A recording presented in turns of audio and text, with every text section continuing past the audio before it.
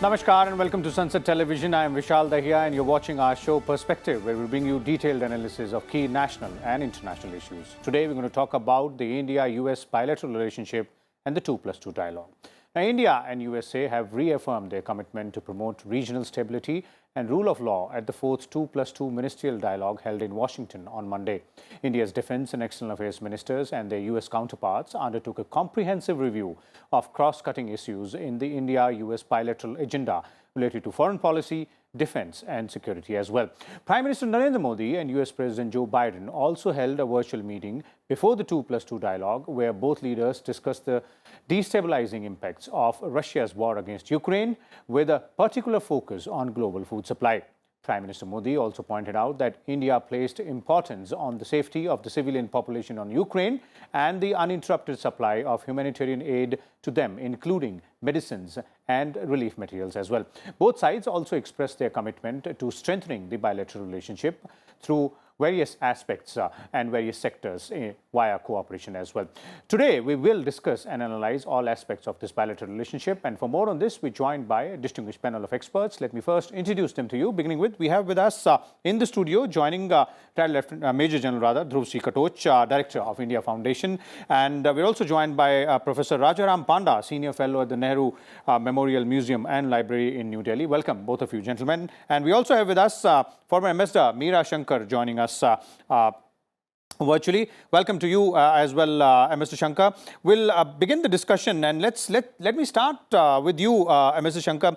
Let's start by understanding the significance of this dialogue, because the timing at which this 4th 2+2 is happening, and also a very important fact here is that immediately before the 2+2 dialogue, both Prime Minister Modi and President Biden also held a virtual conversation where they spoke about all issues vis-a-vis the bilateral cooperation and bilateral relation, also the global issues, specifically the Russia-Ukraine conflict. Yes, I think, it's a very important dialogue for the two countries. And this is the first 2+2 dialogue under the new Biden administration.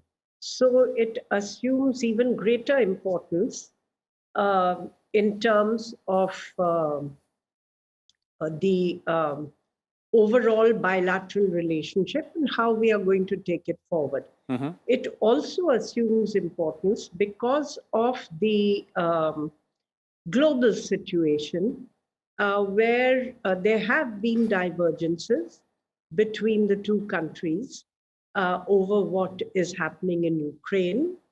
And it's important for the two countries to discuss this so that they can better understand each other's perspectives. Mm-hmm. For India, of course, we have adopted a neutral stance. We have not supported Russia. We have not supported Ukraine. And as Foreign Minister Jaishankar said, if there is any side that we have chosen, it is the side of peace. We would like the war to end as quickly as possible. We would like violence and fighting to stop right now, and for the matter to be resolved through negotiations and dialogue. Okay. Because there is not going to be any peace through fighting. I think, in war, I don't know whether there are victors and vanquished. At the end of the day, everybody suffers. So it's better if both the countries try to resolve issues through dialogue. Indeed. And through diplomacy, rather than, wait to slog it out in the battlefield, which will be at the cost of lives, both Ukrainian and Russian.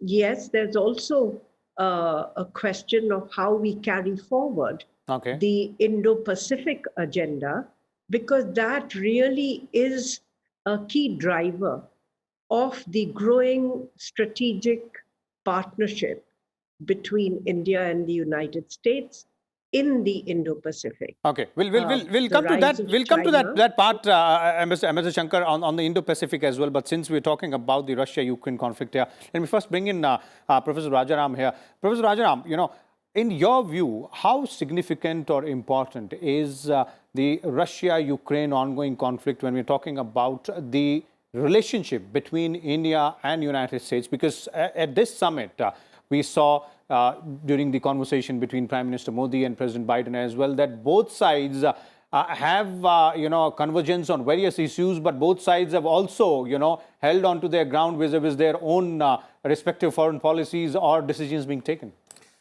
According to my understanding, the United States President Joe Biden and also the political leaders of other major countries, they have realized and also understood in the right perspective that India's position will not remain will remain unchanged.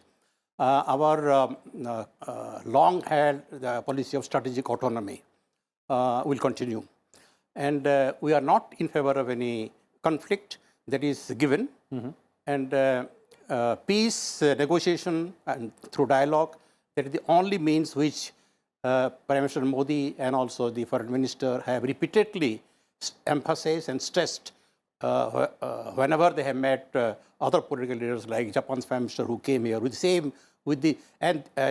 last month when Fumio Kishida came here, in fact he wanted to come here and there was a special request that he would like to visit. What is the purpose of that? Purpose is to since India has abstained 10 times from the UN resolution on various forums, we have abstained, and this is something puzzling for the leading political leaders of other countries. They wanted to understand why actually India has taken that position, and I think in all the meetings that Prime Minister Modi and our foreign ministers have had with the deputy NSS visit, America's deputy NSS visit to India, the Russian foreign minister visited and also the virtual meeting with the Australian Prime Minister Scott Morrison and also Fumio Kishida. In every meetings, the main driving point that we have tried, from the India's point of view, that we have tried to stress is war is not going to be any solution to resolve any conflict. Okay. There could be also some geopolitical larger strategic issues which maybe led President Putin of Russia to did what he has done. But that is again at the level of strategic, what kind of strategic compulsions Russia had. That is a different issue altogether. But coming to the issue of understanding India's position, I think what the stance that in India we have taken is a very nuanced one, and I think that is why India is commanding respect in the international community now. Okay. And I think this is the time when, if we see the past experiences, I think this is where the world has begun to recognize India's worth in any global or international negotiations. And standing at the international level as well. General Kadosh, from your understanding, if we have to look at, and of course, we're talking about the India-US partnership here, but the ongoing conflict between Russia and Ukraine becomes a very important element of this discussion because of the positions which have been taken by both sides. And India has amply made clear, as Professor Rajaram is also referring to, at various platforms, at talks between our leaders and the global leaders as well at various levels as to the rationale behind the stand which we have taken, and also underscored time and again that peace and dialogue is the only way forward. Thank you, Vishal. You see, the way I look at it is that when we are looking at India's foreign policy now, I think one element which people must understand is we have totally de-hyphenated it now. So now for us to be friendly with Russia does not mean that we have to be antagonistic towards the United States and vice versa. We will be friendly to both, and our friendship with each country doesn't depend on how we feel with the other. I think that's a very important distinction which has been made now. We have done it earlier with Israel and Palestine. We have done it between Saudi Arabia and Iran, and we are friendly with both the countries. So for any one country to presume that to be friendly with us, you will have to take a counter position with the other. I think India has outgrown that. Okay. So we are too big an economy, we are too powerful a nation now to be browbeaten by any other countries, whether it is the United States, whether it is Russia or China. This is one. Number two, I think when we are looking at the India's largest strategic interest, we've got two areas of concern, and both involve China. One is the Eurasian landmass. Now, if we have got our problems on the Himalayas with China, we need a counter to that, and that counter is Russia. And then we have also got problems with China, which is trying to enlarge its influence in the Indo-Pacific, and more specifically to the Indian Ocean. What they are doing in the South China Sea is also not acceptable to what we believe to be an open ocean policy. So there, our interests align beautifully with the United States, which is why we are part of the Quad. So as far as India is concerned, we have got both our interests aligned. You see, we've got Russia on one side, when we are looking at the Eurasian landmass, and we have got the US when we are looking at the Indo-Pacific. Now, I personally don't see any contradiction in that. Okay. But if America feels that their enemies should be our enemies too, now it's not going to work out. It won't work out for Russia also, because Russia told us to vote for them. And we made it very categorical. We will vote based on India's interests. And I think to that extent, Indian foreign policy has become very bold. That reticence which was exhibited earlier, in the earlier years, I think that reticence is gone now. It's a very self-confident country, a very self-confident diplomatic corps, a very self-confident polity. And I think that is the change which people are seeing, which the professor mentioned. That the respect which India is getting. Something which is also visible and indicative, going by the statements which came in from President Biden, as well as after the 2+2 dialogue as well from the American side as well, recognizing that yes, what India is, the stand which India is taking is something which is based on their own interests as well. Of course, every other country would try and, that is what diplomacy is all about. If, Mr. Shankar would be in a better position to, shed some more light on that, to push the other side to go ahead and, recognize our own interests as well, and their importance as well. But coming back to Indo-Pacific there, Ambassador Shankar, as General Kadoj is also referring to, therein it becomes really important, the partnership between India and United States and other Quad, alliance partners as well, but more so India and United States. And the US has also made the right noises here. I think our convergences in the Indo-Pacific vis-a-vis a rising and often aggressive China in the region are really what is driving the Indo-US cooperation. And apart from the fact that the relationship between India and the United States is very broad-based, particularly the economic relationship, two-way trade in goods has hit over $113 billion this year. And it's one of the few countries with which India actually has a trade surplus. And in services, I think trade is also growing, with our IT companies facing new business challenges in the US, given the push towards digitization, particularly during the pandemic. So there are opportunities for both countries, but it's the strategic element which brings the countries closer together in the Indo-Pacific. Now, I think there are, as was mentioned by the previous speaker, there are circles within which we operate, and we also don't just have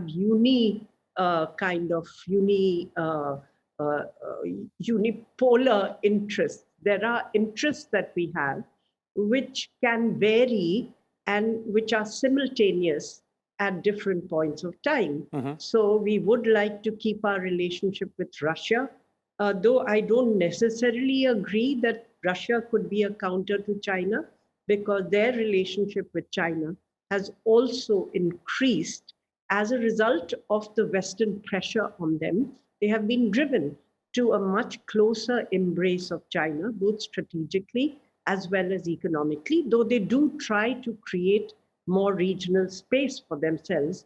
So there is a question of about how reliable Russia would be in any Indo-China conflict in future. I presume that they would probably adopt a neutral position.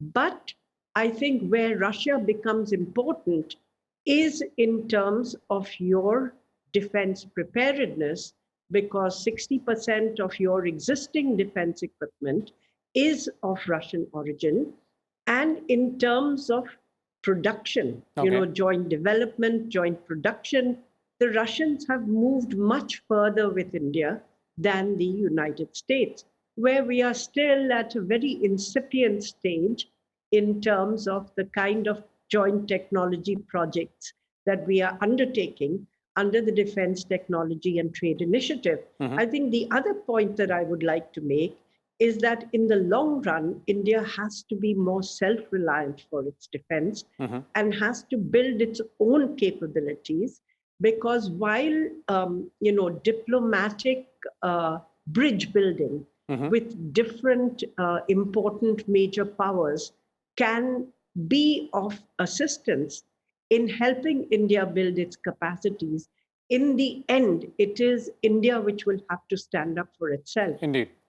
In terms of ensuring its own defense. Indeed, and we have already started working towards that aspect as well. We'll come to that as well. I'm sure General Katoch would like to shed some light on that part. But before that, Professor Rajaram, when we're talking about these various aspects of the bilateral relationship between India and the United States, and there are several, economic, defense, security as well, and some other new emerging, areas also. So how do you assess overall, because as the Prime Minister also said that we have completed 75 years of diplomatic relations, and we see a very significant role which the United States will play in our journey, in the next 25-year journey? See, I would like to mention 2-3 quick points. One is India's relations with Russia is a very old one, ancient one. And Russia has remained our time-tested friend, and that has to be kept in our mind. That could be one reason.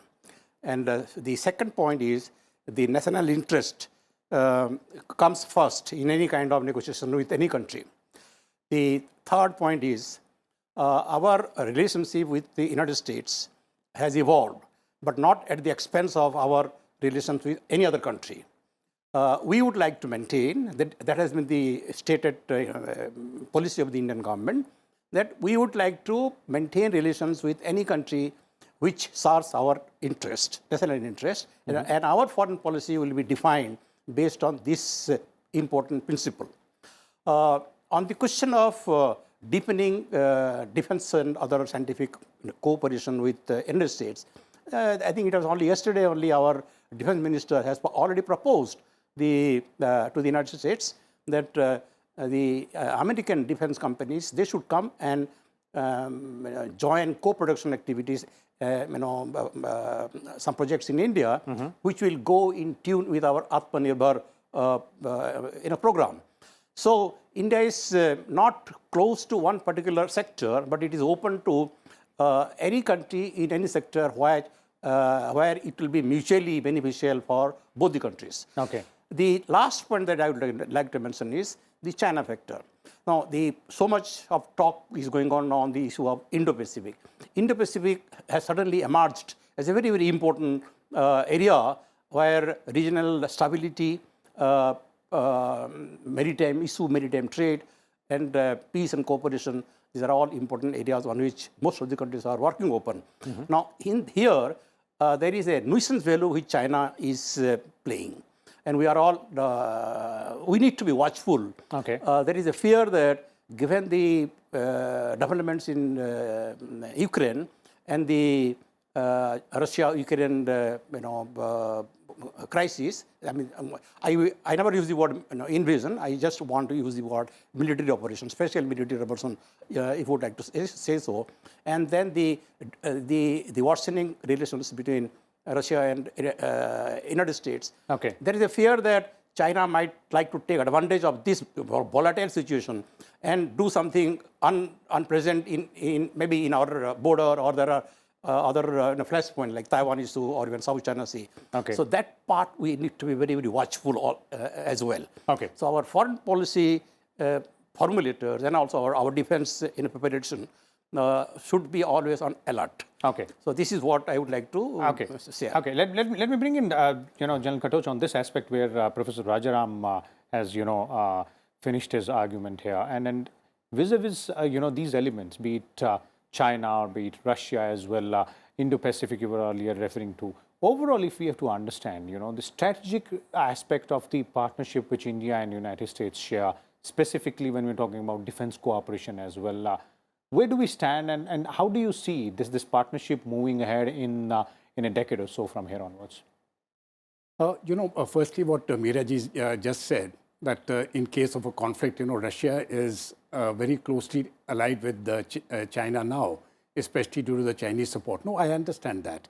Well, but one thing which I would like to make very clear, if there is a conflict with China on the Himalayas, this is a conflict which I'm afraid India will have to fight alone.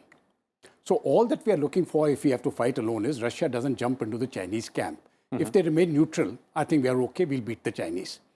As far as America is concerned, I don't expect any assistance to come from America either, from the US either, or from NATO countries. So what we will get from them is based on our foundational agreements. We will get intelligence. And I think that is a very important constituent of our ability to handle the Chinese. So what Professor Rajaram also mentioned just now, that should there be a conflict there, we should be prepared. Well, not only will we be prepared, we will win. I've got no doubts about that. Okay. Which is why I think the Chinese will be rather circumspect to take up anything at this point of time. And as far as Taiwan is concerned, there's 100 miles of sea which separate Taiwan from the mainland. And I don't think the Chinese are going to get involved there. They'll be beaten again. But coming down to as far as India and the US is concerned, now the Indo-Pacific is critical to both of us. In fact, it is critical to every country which is to each of the rim countries on the Indo-Pacific. So I think the interests of the ASEAN countries of South Asia, Australia, Japan, and the United States, all of them converge here, because what the Chinese are trying to do is to impose unilateral hegemony. Now they want to carry on doing what they are doing without discussion. That means whatever China says is okay. That's as detrimental to others as it is to us. So it is detrimental to everybody, and that is something which India is not going to accept.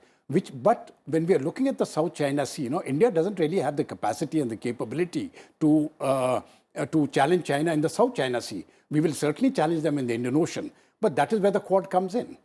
And when we are looking at the grouping of between Japan and Australia, and the way Japan is especially increasing its defense budget now, I think they will be in a position to handle the Chinese Navy and their Air Force within 5 years from now. So I think if all the Quad countries become active now, and I'm not sure if they can get into a defense pact, but the point is the Quad, the way it exists today, if you want to convert it into a defense pact, I think it's just a matter of a day. So basically all the structures are in place. And the last exercise which we held was off the coast of America, I think, where all the 4 Quad countries took part. So to that extent, therein is a lot of convergence. There's a great deal of convergence, as the ambassador very correctly pointed out. Okay. And this is something which we have to build on. There will be differences, but I think it is important now for America to understand that India is a country which will look after its own self-interest. Okay. And they must respect that. If you're looking at India as a friend, then they must respect that we have our own interests and we will look after our interests. And once you understand that, as equals. Equal ally. Yes. That's what is something. And, as I was saying earlier, that also seems to have a message well received from on the other side as well. Thank you so much again, Lieutenant General Katoch, Ambassador Meera Shankar as well, and Professor Rajaram Phana for sharing your views and insight. As our experts were pointing out, these are some of the key aspects when we're talking about the bilateral relationship between India and the United States. It's not only limited to the bilateral cooperation, but the strategic cooperation and geopolitical issues as well has a lot of bearing on what happens in the world, in be it the Russia-Ukraine conflict or the Indo-Pacific as well. We'll come back again tomorrow with a different topic. Till then, keep watching Sansad Television. Thank you.